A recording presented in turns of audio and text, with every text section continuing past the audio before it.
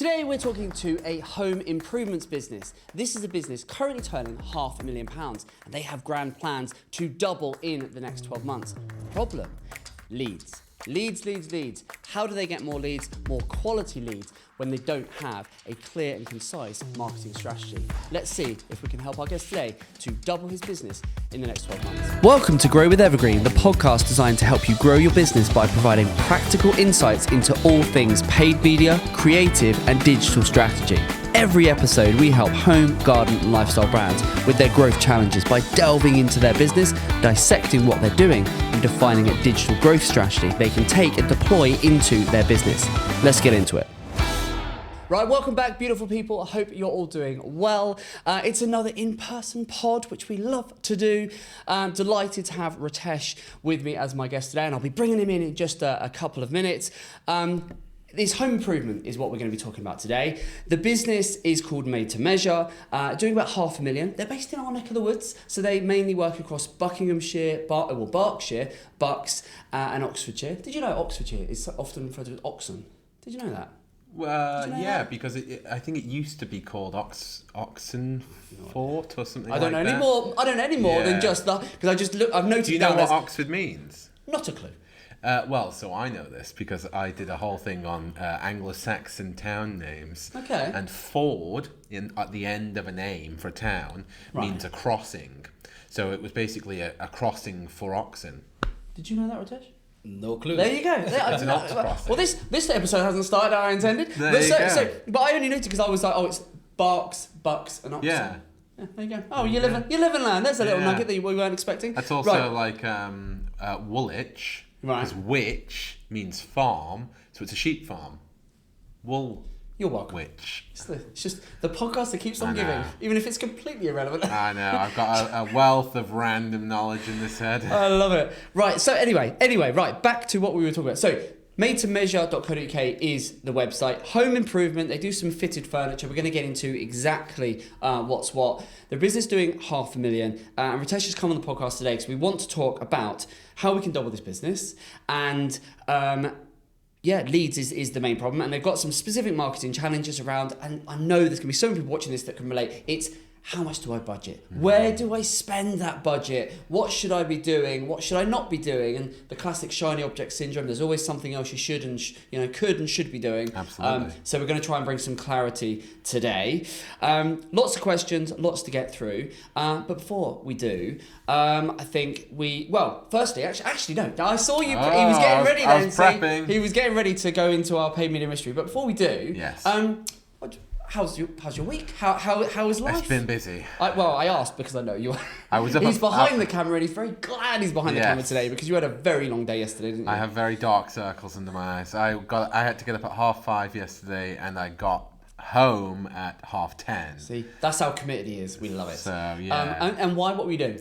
So we went up to as you would say my old stomping ground. Yes, indeed. Of Chester to do a client shoot. It was 100% worth the effort that we put in because we got some incredible shots, and I honestly cannot wait to start working on these ads because it's a beautiful product. Yeah, and it was mainly so the client was doing photography because they were doing their own photography, and then we've gone there to do the video side of it. That's it. So that perfect combination is going to be able to give us everything we need for all of their ads. Very exciting. But I'm honestly, it's not enough for me. Go on. I'm doing the same thing again tomorrow.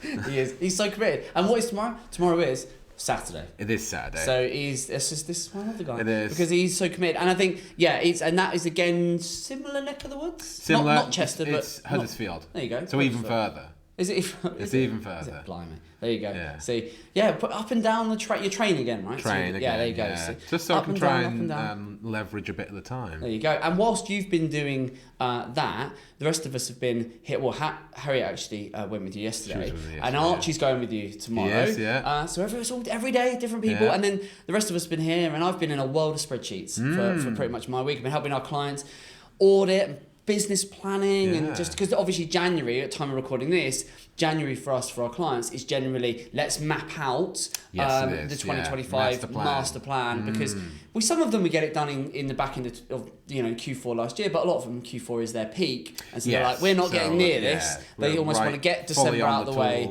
get it back in January, and then they're like, right now let's work out the master plan. So lots of that going on, but very, very good.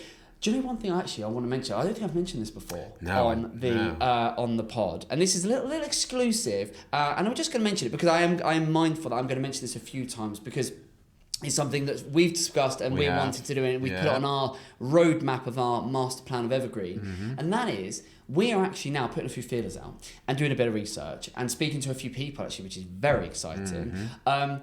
About buying a little e-commerce brand, aren't we? I know. We want to do it. I know. There you go. You heard it first. So because we've got all these marketing skills, all this expertise, all this creativity, and we said, wouldn't it be good to actually start doing it for ourselves and document the process? We love a video. Well, it really would. But we love creating content. We love showcasing that story. And we're doing it for everyone else. Yeah. And we said for all of our clients, and we're having the best time, we were like, wouldn't it be satisfying? Because we know from a behind the scenes perspective, we could take things to a whole new level if we actually had a brand to do it for ourselves. So So if you're in the home, it has to be a home garden. Our prerequisite, we've come up with a list of criteria, haven't we, that it's going to have to meet these criteria. Yeah. It has to be a home garden or lifestyle brand. It does. Has to be a certain size. Has to have a management team in play. It has to have these various criteria because essentially we don't want to buy ourselves another job. It needs to work, and then we're going to hopefully look at bolting something on. So watch this space. And if you're selling an e-commerce brand, or you think I've had enough, get in touch. You never know. But honestly, that is very exciting. I mentioned it because I'm actually having email conversations and bits right now. Very exciting. Very exciting. What could happen on that? So you know what else is exciting? Go on. A paid media mystery. Oh, go on then. Ritesh, do you know what paid media mystery is? Have you heard of it before? No. Oh my goodness me. Right, it is a relatively new thing, isn't it? So we've got our little jingle. So the idea of paid media mystery is what it says on the tin, really, isn't it? It literally is Darren's gonna give us a little sort of question scenario that I have no clue what it is, and then we'll have a stab. You and me, we'll have a stab, and all of you watching, listening at home, you can also have a guess as well. I bet the audience are getting way more right than I am. My track record is terrible. I think I've got maybe 2 or 3 right. You've got some. Though I will say, for your credit, the ones you've got right have been incredibly pinpoint answers. Yeah. So a couple of them. What you know. Yeah, well, what I know. There's just a lot I don't know. But go for it. Come on. Let's go for it. Let's do it. Let's do it. Today's answer. The question for today. We are talking about keywords on Google. Okay. And specifically UK, because I know you like it. Nice. Yep. Thank you. Good. What is the most searched keyword on Google in the UK? Now, I will give you a little hint. Go on. It's an interesting answer. I don't want to give you too much because I could very easily give way too much away with this. And is it a single key word? It's a single word. A single word? A single word. And it's the most with millions of searches. Broad. Millions of searches every month. Okay. It's I don't want to give too much away. Interesting answer. It's a very interesting answer. It's going to be... so Google. I know I'm going to kick myself as soon as you tell me what it is. I'm going to... Of course it's that. The most searched keyword on Google. The most searched... I'm so tempted to Google it. On Google. It's not Google, by the way. I was just thinking of Google. No, but it might be to do with something Google. Do you have any ideas? I have no clue. Honestly, I'm struggling. I love it. Is this industry specific or? This is just.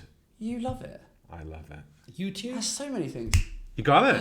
Oh my God! It's YouTube. Oh my goodness! He's come. We haven't even started. He's already won. Amazing. Wow. YouTube is the most searched keyword on Google. Because that's what I do most of the time. Yeah. I just with millions of searches every month. Wow. Yeah, okay. I can see that. Yeah. I mean, interesting because it's owned by Google.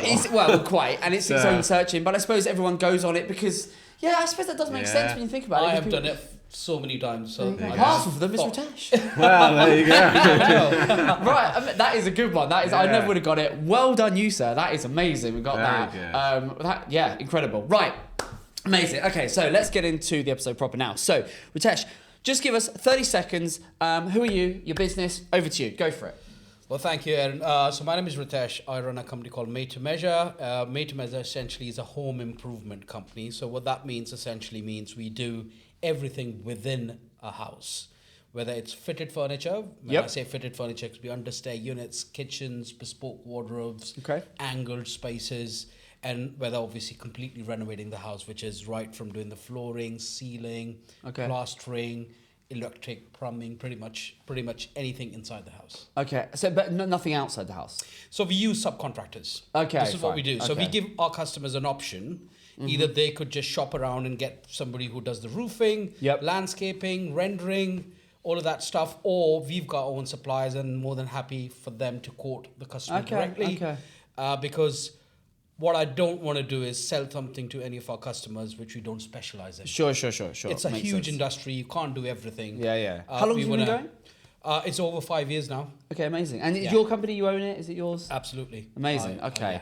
And so you work mainly in the Berkshire and then Bucks and then a little bit of Oxfordshire as well. Yes. Okay. And so so an average customer for you then is homeowner doing a bit of renovation. They want to put some wardrobes in their house. That sort of who is that? It's a little bit of a tricky question because essentially what it is we've got two different teams. Okay. So first team is how we started is our carpentry team. So I'm a carpenter myself. Okay. And obviously sometimes we only have carpentry jobs. So that's a separate team altogether. Fine. So average job for that would start from somewhere about £1,500 for a TV media wall unit. Okay. Could go up to £10,000, £15,000. It all depends on what they're looking for. Yep, sure. The other side of the business is the home improvement. So that ideally means a customer who's bought a dilapidated property or a house which has been run down just because they've got a much better price for it. Then they'd look for quotes to get it completely renovated. Now, it all depends. We've got one of our customers who's a repeat to us for more than 5 times now. So that person buys properties, gets us to refurb it, and then sells it. Okay, again. fine. So they could be also investors who are buying auction properties at much lower rates, get that refurb back into the market. So makes sense. So you got the two teams, two parts of the business, and you're doing about £500,000 turnover now. Yeah. So how much of the revenue? What is the split on those two? Sort of how much is home improvement and how much is fitted furniture? Yes. So it's a very hard question. We are definitely over $500,000. That's again one of the pains. We'll discuss it later on as well. Finances, and because I'm usually on the road, I'm not 100% always sure. But I think say 25-30% is fitted furniture. Okay, so we're sort of home improvements. So if we said it was sort of maybe 1/3, 2/3, or 25%, 75%. That would be that sort of split. But that's just good. It's good to sort of know that it's kind of a 1/3, 2/3. I think 1/3 would be the right way to say it, fitted furniture, and then 2/3. Yeah, 2/3 home improvement. Okay, it just gives it, for me, it's just a perspective on, there'll be people watching this to be able to relate to that. Yeah. So, fine. So that makes sense. So at any one time, then, I'm just thinking the last sort of year. How many home improvement jobs would you be working on at any one time? Yeah, so let's look at present. And I'm just going to, if you don't mind, I'm going to tell you a little bit about the story about why we've got into two different sides of the... Go for it, yeah, please. So prior to my business, I was a facilities manager. Okay. I used to work for different companies like Places for People. And that's how I used to deal with so many subcontractors and slowly got into carpentry. And actually, I was quite curious how things were made. Sure. So I worked in a couple of companies just to understand the skill, then slowly got into carpentry skills. Yep. And I loved making things at home as well. I had a little garage where I'd make different things. So when I started the company, I hired a full-time, much better carpenter than I am. Okay, yeah. Someone who's got 20 years experience. So I in my own business, worked more like a helper. Okay. Loading the van, getting everything ready. So in our industry, when we talk about fitted furniture, we got something called carcass, which is internals. Yes, sure. And then you obviously, do the externals, which is, the fillers, the doors, and whatever needs to be done. So did well. Then obviously started doing jobs on my own. I hired a helper who'd help me. Sure. And sometimes I'd get external subcontractors who are much more experienced than me to do more complicated jobs. Okay. Like kitchens, for example. Sure. And then obviously had subcontractors who do worktops and splashbacks and all the rest of it. So at some stage, which was a couple of years down the line, I thought maybe I should open a showroom. Okay. Which will have all these beautiful things made, like wardrobes, sliding wardrobes, shaker style, Hamilton style, kitchen, splashback, and then run the showroom. Okay. Or I should open a small warehouse where we can get the manufacturers like Egger or Lux, different wood manufacturers, and cut them ourselves, and then so have our own little factory. Sure. But then quickly realized that these both are far too time consuming, and also I may not know how much money would it need, especially the warehouse. It's a business by itself. Realize that that's not my cup of tea, because if I open a showroom, then I'll probably have to either hire somebody full time to be in the showroom, pay the business rates and all the rest of it. If I open a factory, that's a business by itself, because I'll have to deal with so many other suppliers who'd come and take wood from us.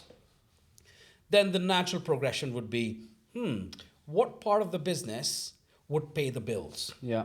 So the problem with our fitted furniture, especially the ones who are not as big as Hammonds and Sharps, and there are so many different nationwide companies, is we have our ups and downs. Yeah. So for example, after the Christmas, we'll probably get not much business until February mid. Yeah. So natural progression was to get into home improvements, because we used to get inquiries. Okay. So every time I do an inquiry, the customers would ask me, "Oh, do you do flooring? Do you do a bit of ceiling work?" Fine. Makes So we sense. started taking little projects like refurbing a bathroom, refurbing single room. Sure. Just little projects. Yeah. And slowly got into refurbing, the entire house. And then what was amazing in this journey, I realized that even though home improvements does not make as much as profit as fitted furniture does. Sure. But it gives you a longer revenue. Yeah. No, So makes if sense. I picked up a home renovation to carry on for 3 to 4 months, I know that even if I do fitted furniture jobs or not, my bills are getting paid.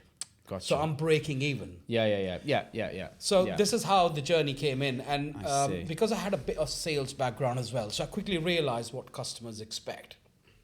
Okay. So what we do in a nutshell, really, we follow a 3-step simple process. Okay. Step number 1, when somebody rings us or sends us an email, we then give them a call. Yep. Or if they're calling us, we speak to them.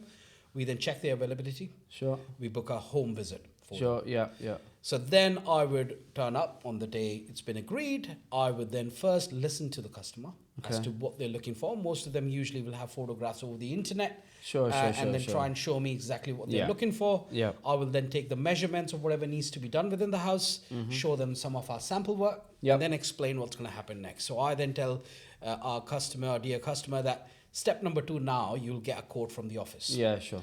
So somebody in the team will send them a quote. After they've got the quote, we assume they're going to compare different quotes. Sure.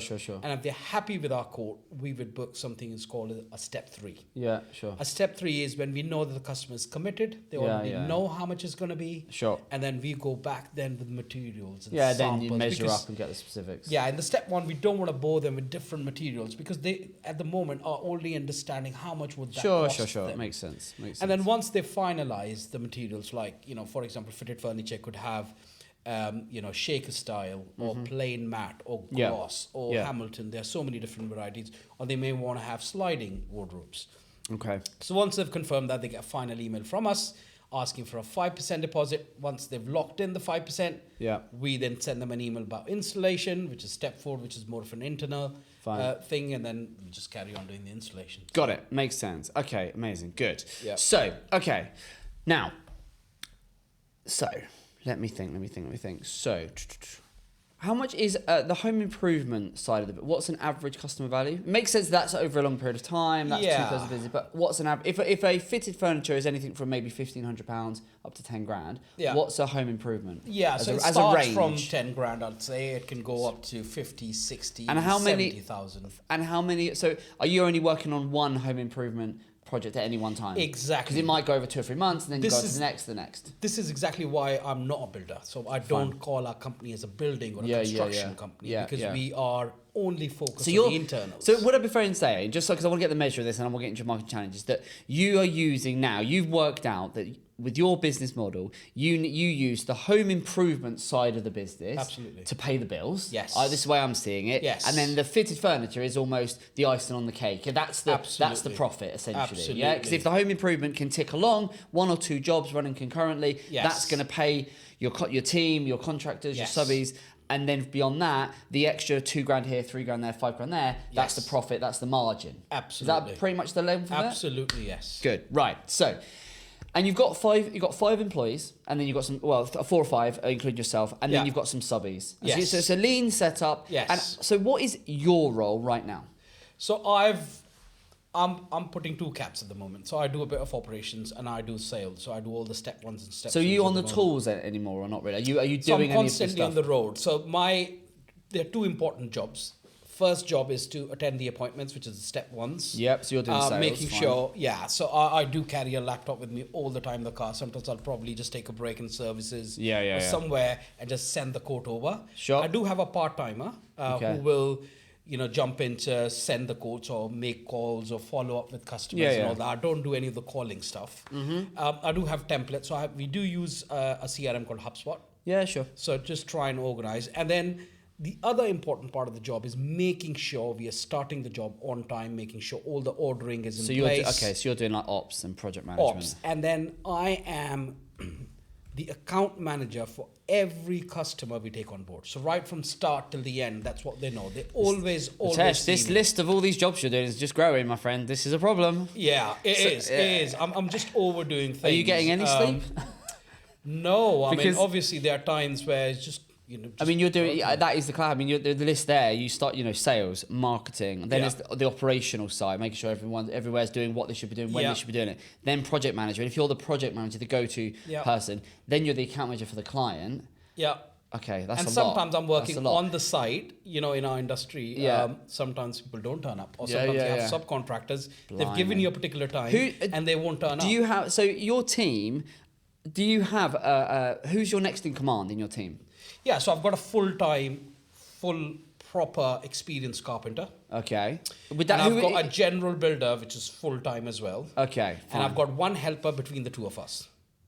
Okay. So why do we need 1 helper between the 2 of us is when we take let's say a renovation project, initially you need more manpower to strip everything down. Yeah. After that, you need 1 or 2 people just to carry on getting the structures, plastering and all that. Some of it is subcontracted, like skimming and all that stuff. So obviously I stay in the middle and work on sites wherever it's needed. But we never ever take more than 1 site for renovations.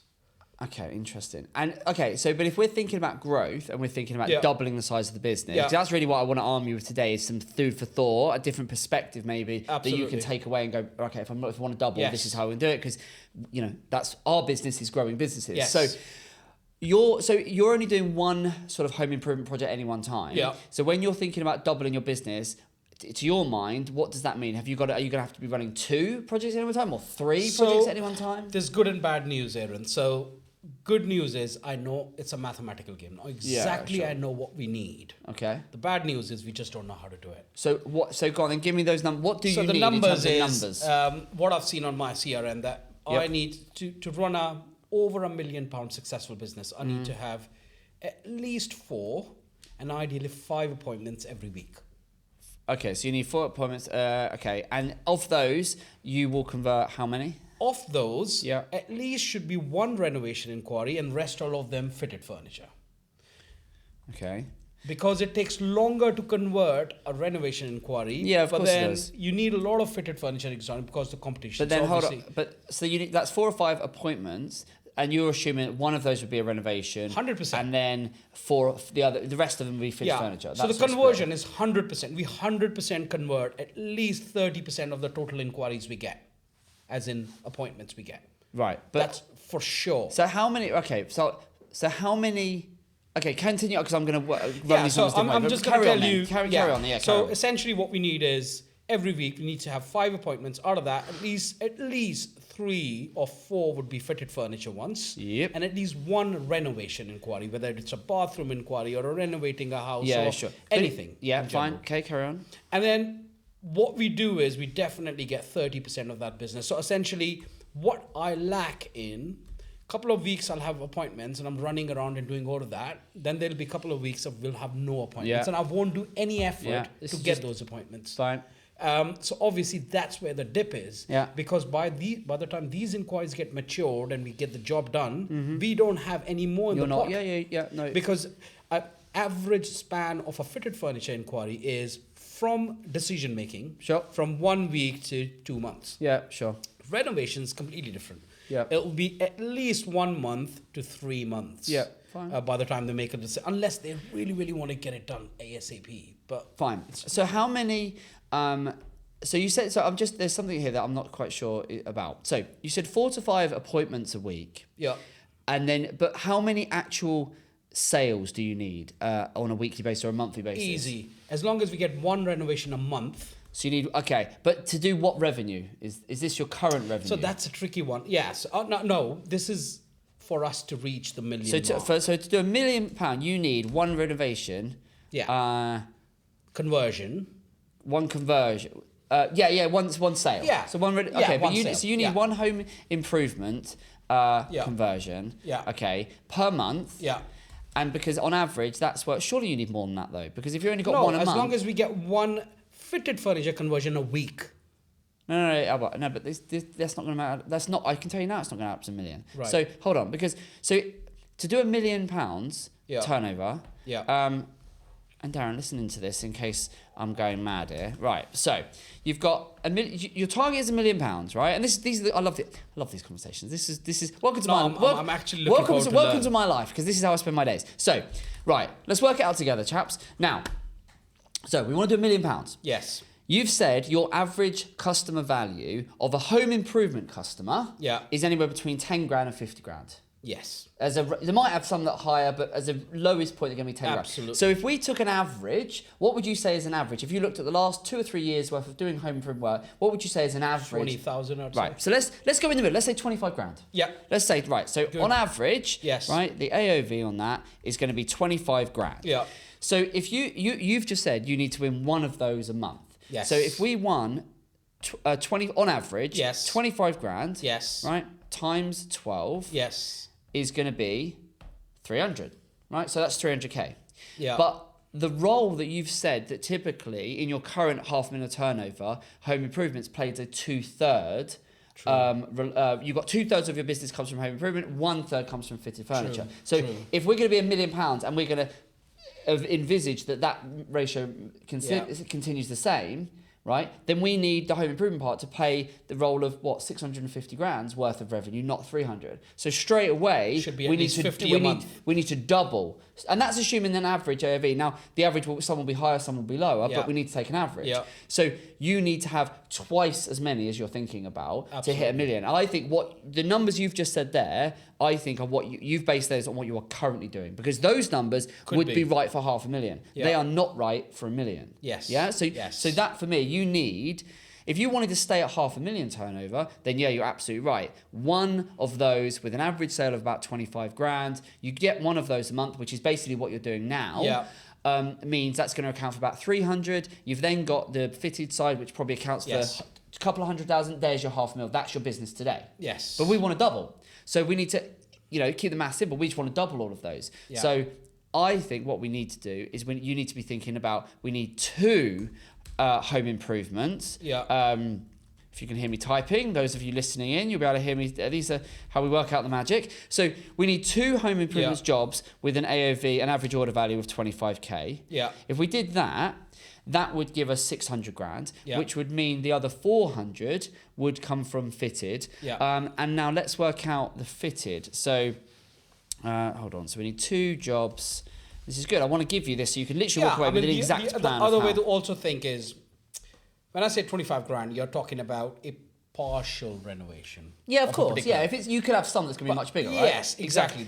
Ideally, what we do want is a full renovation. Yeah, which of course. Start from about and that's 70, grand. but that's the point with it. Ritesh, we base it on averages. Absolutely. If we then go and get the cream on top of that, because you get a full 150k project, Brucey bonus right there. Yes. We're off to the races. That just means we're going to surpass our 1 million. Yes. We'll take that all day long. But we want to base the number of customers we need on an average looking back, and because that will dictate the number of customers we need. We want to get an average so that we can work out the number of leads we need. Now, if we get, because we're going to get some that are going to come in under that average, some that are going to come in above it. Absolutely. So you're going to need, so what we need is 2 a month. So let's just keep the math simple and say we need 25 basically jobs, home improvement jobs a month, over the year, right?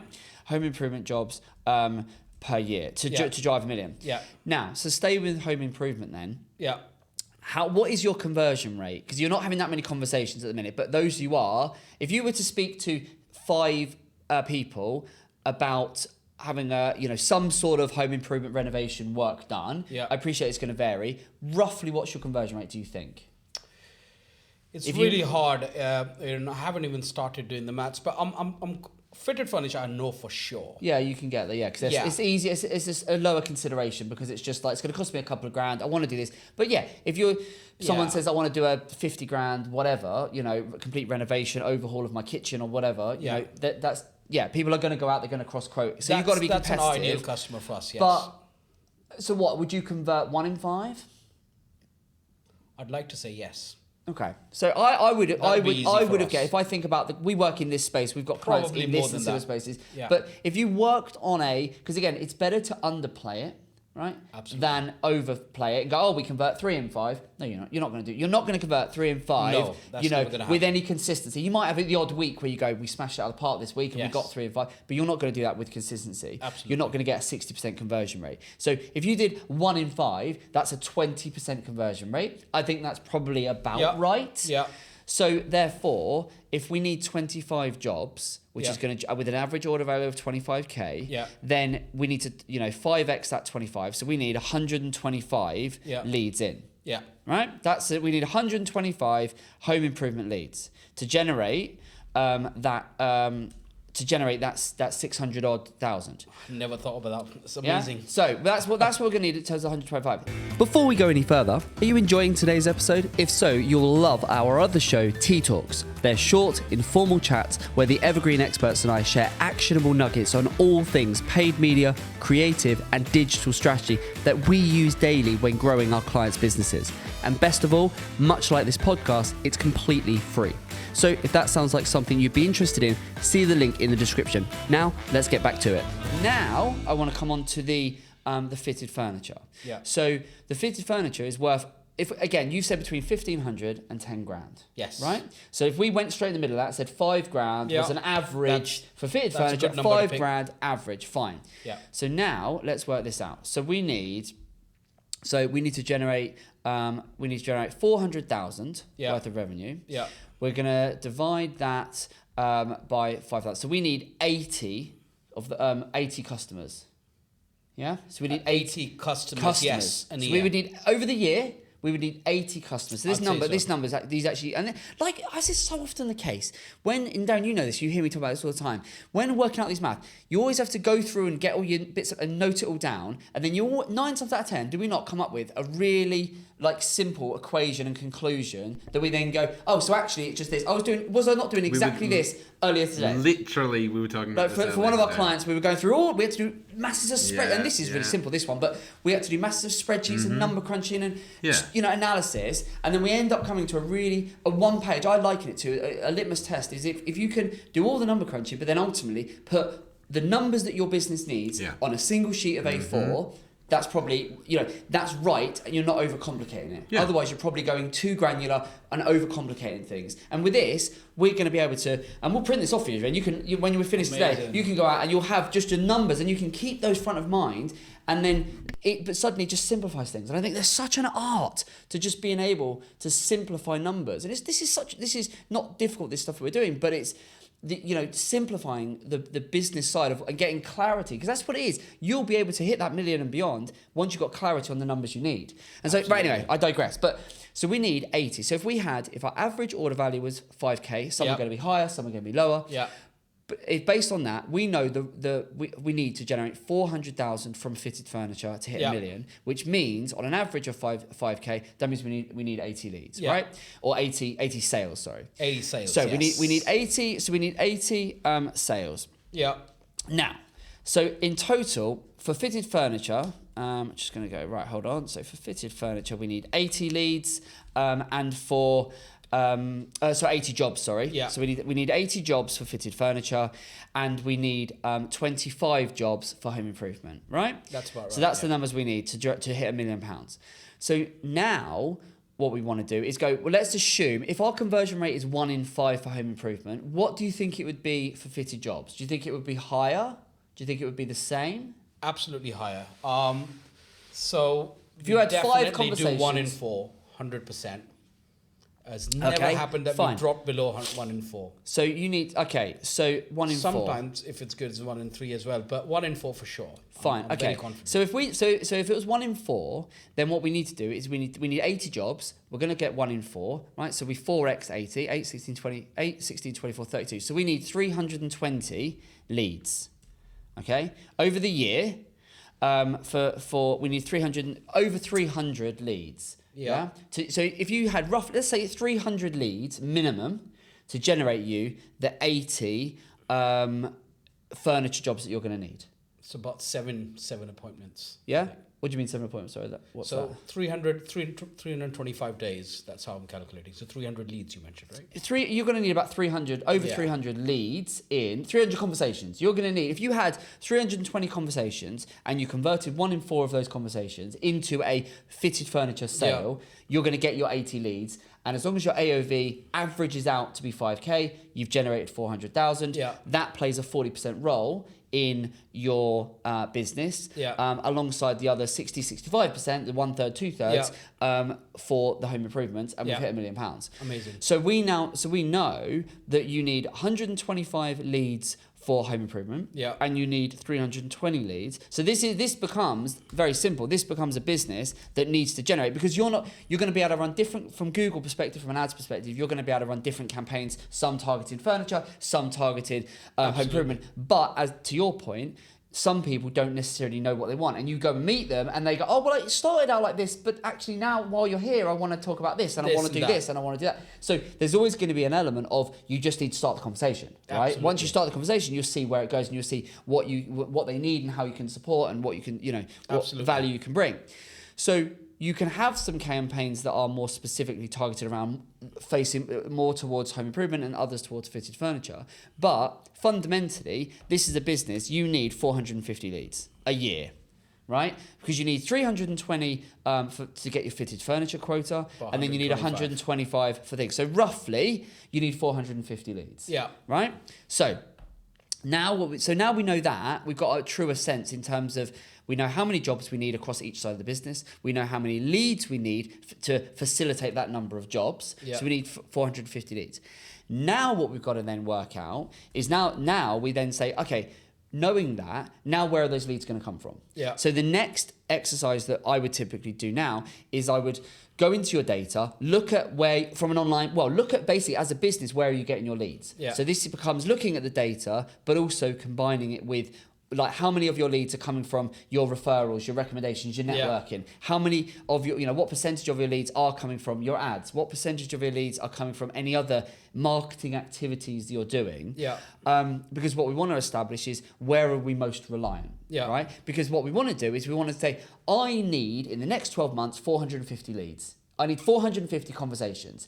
And essentially, we've got to say, where are they going to come from? And so you're going to want to look at it and go, well, how many of those can I, forecast? You can't guarantee it, but how many can I forecast and predict are going to come from this source, and from that source, and from that source?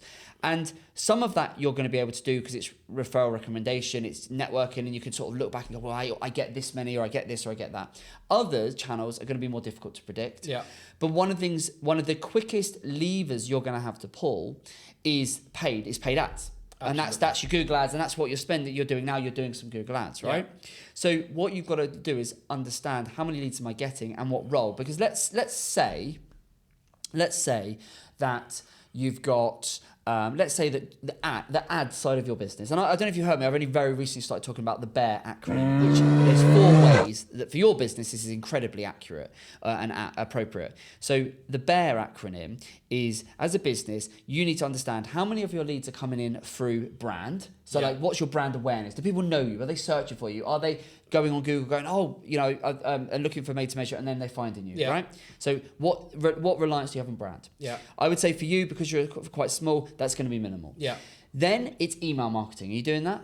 You're doing any email marketing, right? So email is a great way for you to keep in touch with your customers. You could, I mean, if you must have all their emails, right? Yes. So I would be collecting that into a database, and then I'd be sending them an email. Well, you don't have to do it all the time. You're not going to be sending weekly things, but I would definitely 2 or 3 times a year be sending them an email. Hi, it's Ritesh, just checking in.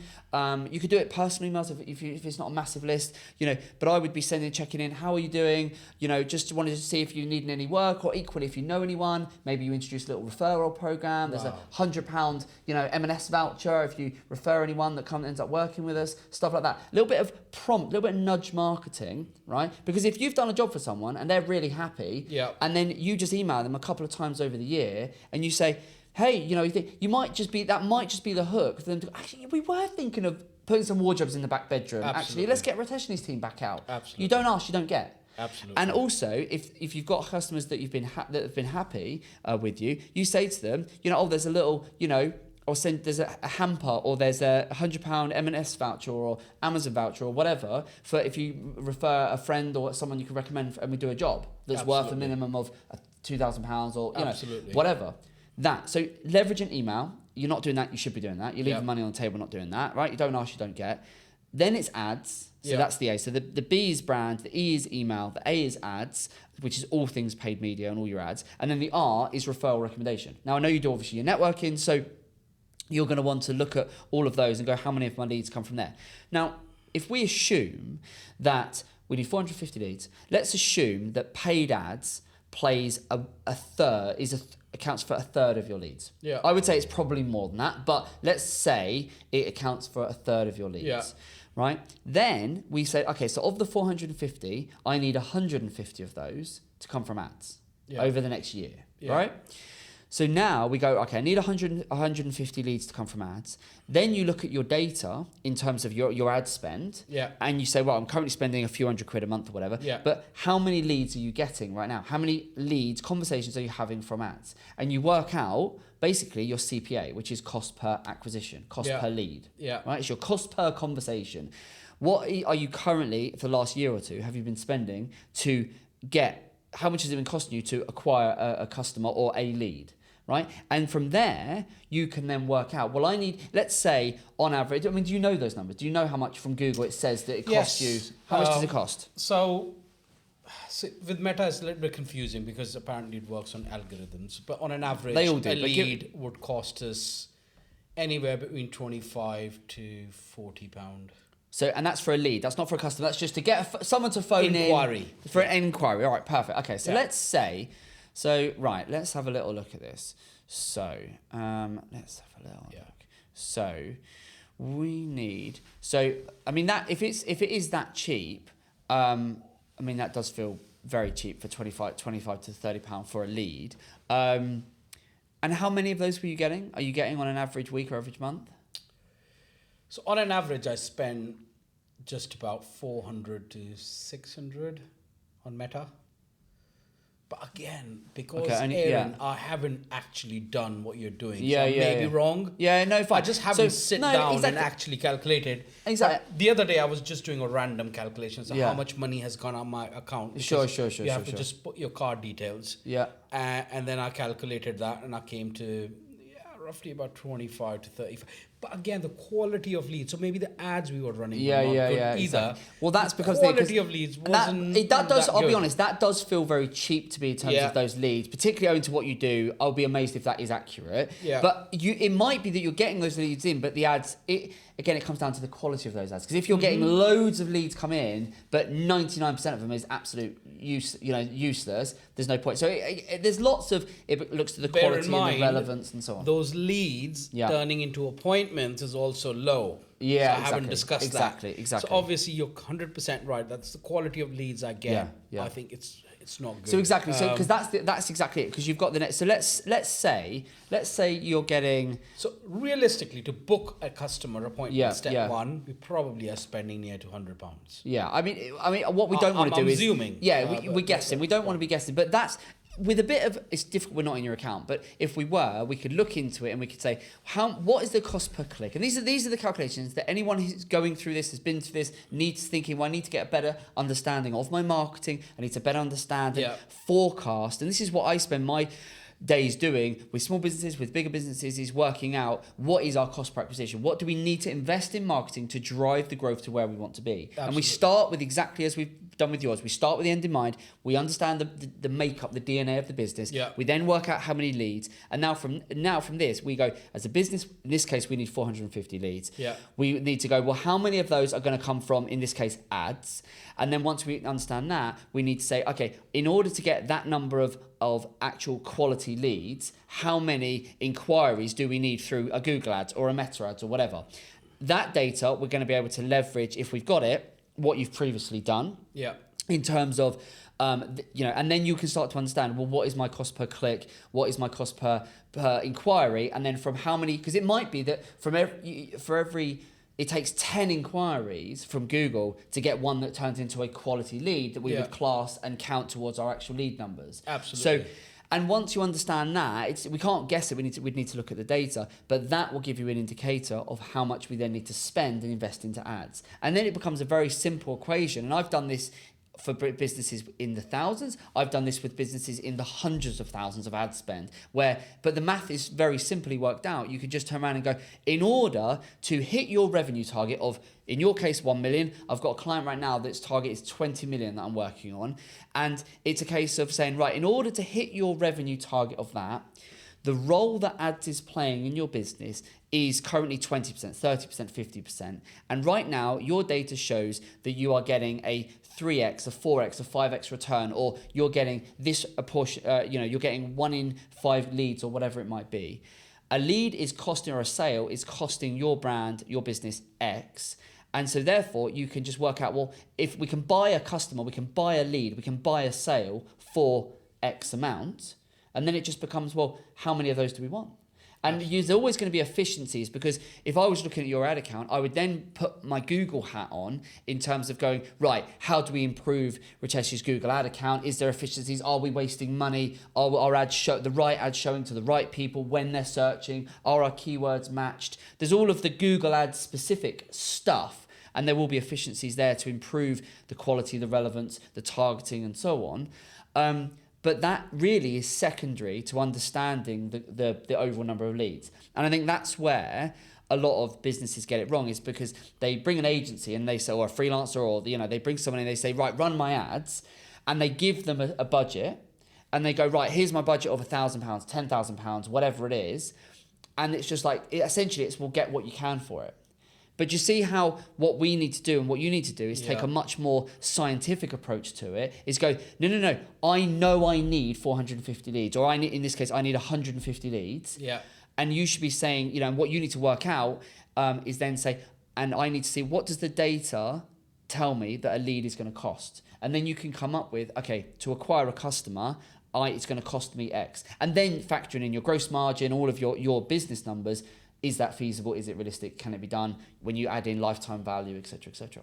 So does that make sense? It take a much more methodical approach, Absolutely. But that's how you do it, and you remove the guesswork. And so what happens is you end up then getting into a scenario where you can look at it and go, in order to generate that level of revenue, my investment into ads needs to be, £50,000 or £60,000 or whatever it is, and you can. And so we're able to say to clients, and we go to them and we work exactly these numbers out for them, and we say, in order to hit your revenue target and pay and ads to play the role that it needs to play in your business, you need to invest X. And so I'm just going to look at your numbers. You said, obviously you haven't got access to your ad account, but you said you were spending about 800 a month on your ads. Is that about right? Yeah, but the other thing I must say, Aaron, is I haven't actually explored the Google ads. We tried it. It was a Okay. hit So and where's that miss. 800 go? Is that onto Meta? Or where's that Mainly goes to Meta. So At Okay. least 600 out of that goes to Meta. We've done. Okay. So I did interesting. try Google listing campaign, Okay. which worked and it didn't work. What do you mean by we Google spent- listing? So there's Google AdWords, right? Yeah. So what happened is when I logged into my Google account, it gave me some free credits. So we just took Right, the credits and fine. you pay and you get half of it as free. Yeah. isn't yeah. it? Like This is something never. like that. This is never going to work. Yeah. No. Yeah, but it's- anyway, yeah. so the idea was for me to try. So I tried different ads, Yeah. and I just Look, basically had no clue what I'm I'll doing. tell you, yeah, and that's we what- just stopped it. But, yeah, and I just stopped it. yeah. I've got no clue. As You're to, right to you're right to stop it because it won't work. You know, No. if you go in, it's an art form. It's in the same way as if I Yeah. went to one of your work vans, opened the back doors, and looked at all the tools and went, "I'm going to build a staircase." Wouldn't have a clue. No. Wouldn't have a Scooby. Darren, I don't know if you would, but I wouldn't have an absolute clue what the hell I'm doing. I'd give it a good go. I wouldn't. I'd just look and go, I'm going to call a man. I have no idea. These hands are meant to be behind a keyboard. Not to... No, I don't do manual labour. I might not get up the stairs after I build them. I might go through them. Don't do give it a go. Don't do manual label. I am a no. But these hands are far too delicate. They need to stay behind a keyboard. So, but the point being, you know, you need expertise. You need people that that know what they're doing. But fundamentally, I do so much of this stuff. I can tell you exactly what you need to do in terms of an account. So Meta's great. Meta is amazing. The issue you've got with Meta, which is why I don't think Meta is right for your business, is because Meta is interruption marketing, social media, right? So it's very visual, it's great, but the problem is people don't want to buy your product, and they're only in market looking You're 100% when right. when they actually want. So you could be the best in the world at making wardrobes and all this amazing stuff and doing those great home improvements, right? And you show your ad, that might be amazing. But unless you've got to capture me when I'm at that moment where I'm going, yeah, I am talking to my partner about doing this home improvement, doing this adjustment to our house, right? But when I'm thinking about that, what am I doing? I'm on Google, I'm actively searching. So the point is, the clue's in the name. With Google ads, it's search-based marketing, it's search intent. People are actively looking, yeah?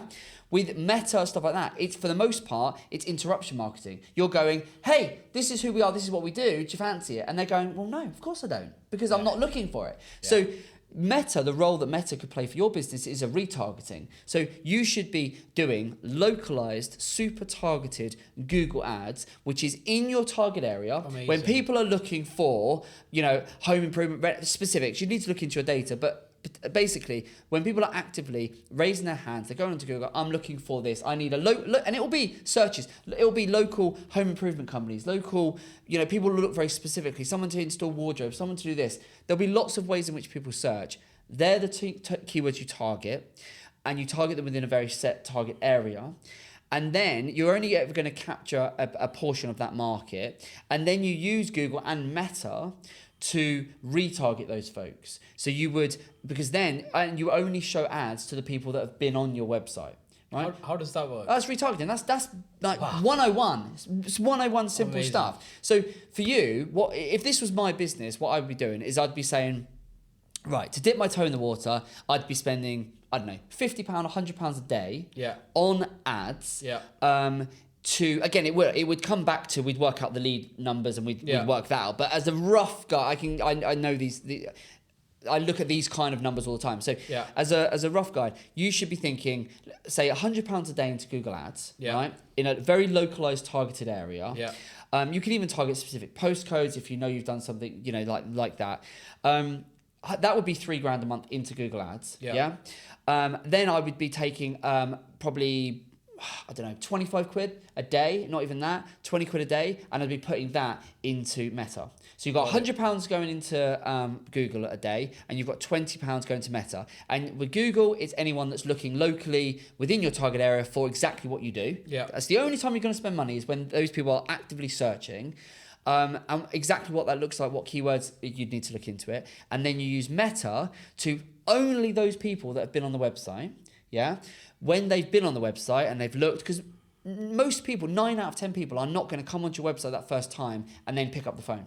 or inquire. They're just going to look, they're probably looking at others, then they're off making dinner, then the kids start shouting, and right? So they're not going to inquire straight away. So what you want to do with Meta is prompt them. So you can literally run ads. We do retargeting all the time. You can then have ads that pop up on their Instagram, on their Facebook feed that says, hey, we're made to measure. Are you still thinking about doing that renovation? Amazing. Get 10% off, or get in touch today, book us an appointment for our step 1, and we'll come out and we'll see you completely for free.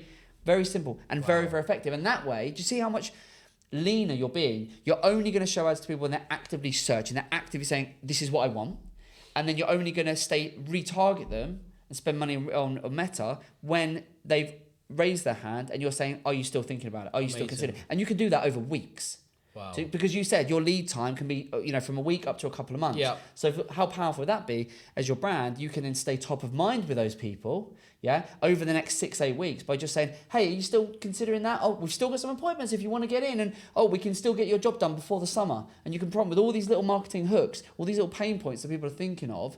That's how you do it. And that combination, that's what we do, massive. But that's what this business needs. That's how you approach it. And you just... it's so simple. It's so simple, but it's very effective. But what you're doing is, as you say, you're essentially spreading the money you're spending on Meta and this, that, and the other. You're doing what lots of people do. So, lots of people fall into this trap of, I'll try and do it myself. It won't work. And therefore I'll kind of go, it doesn't work. And then, you write it off. Or you end up doing things where, because everyone's got an opinion. Do Meta, do Google, do this, do that, do the other. But actually, what makes sense for the business? What is, and what makes sense is super localized. We've got loads of clients where they operate within a set area, whether they're selling products or services. One of our clients, it's not the same thing, but it's very similar to what you do. It's in the building space. They spend tens of thousands every single month on Google Ads, right? And it, as regular as clockwork, it generates some leads because we're going after people that are actively looking for what it is they do in the area they do it. And then we use Google to essentially capture them in terms of when they come on the website, they're interested. And then we use Meta to stay top of mind with them and retarget them. And that combination of search and social, paid search, paid social, is just a cash cow for this client. They just leads after leads after leads after leads. And they've been able to scale their business into the many millions of turnover. Wow. Can I just ask a question, Aaron? Yeah. So, like you mentioned, so you obviously have got a fair idea about number of leads I need for fitted furniture as well as the home improvement. What kind of budget would I need then to hit this mark? Well, that's like you mentioned, beer thing. Yeah, but that is something you're going to have to look at your data, which I can help you with afterwards. I'm more than happy I can have a look at the data. But that is something. You're asking the right question. That's the smart question to ask. What most people do is they go, well, I'll spend $1,000 on ads. I'll spend $5,000 on ads. That's what I feel comfortable with. I've done it before, and it doesn't work. So you take a more methodical approach, and we reverse engineer the number of leads. You now know from this conversation that how many leads your business needs to turn £1 million. Yeah. Right? At least $1 million. You hit all those numbers, the likelihood is you'll be well on your way to 1.5 because the averages on a lot of it will probably be higher. Exactly. But we deliberately lowball it because then we want to surpass our expectations. Amazing. Right? That's beautiful. Amazing. So we know how many leads we need. The data will tell us, and a bit of research will tell us how much we need to invest in leads. And what then happens is sometimes you'll do those math, and you'll get and let's say we run it, and it says to get that number of leads from Google, you need to invest, I don't know, let's say $50,000. Right? Let's just keep it in the math simple. So it says, right, $50,000. Then what you've got to do as the business owner is you've got to go, right, so my total marketing deployed is going to be $50,000 into ads, plus then management fee or whoever, you pay someone, a staff member to do it or whatever. You need to wrap all those costs up and see, well, how does that work against my gross margin in the business? And does the numbers stack up? Because if you turn around and if it doesn't stack up, then you need to fundamentally go back and go, well, hang about, what do we need to do? And, you can rework it. And sometimes we have clients where we run those scenarios. And then they go, actually, I haven't got that level I'm not sitting on bundles of cash. I haven't got $50,000 to go into ads. And in which case you say, okay, well, we're going to start smaller then. But that's because we're taking that mathematical approach. So much easier to do. Because if we were to look at that and I was to look at your data and say, right, Ritesh, to do $1 million this year, you need to invest $50,000 into ads. Let's say that. If you were to go, feels a bit steep. Now, the first thing is, the 50 grand, you don't have to spend it all now. You know, you're going to spread that over the year. But Obviously. if you just said the margin doesn't allow, when I factor in everything, it's not quite, which we do have some of our clients will look at the numbers and go, I haven't got 150 grand invested in ads.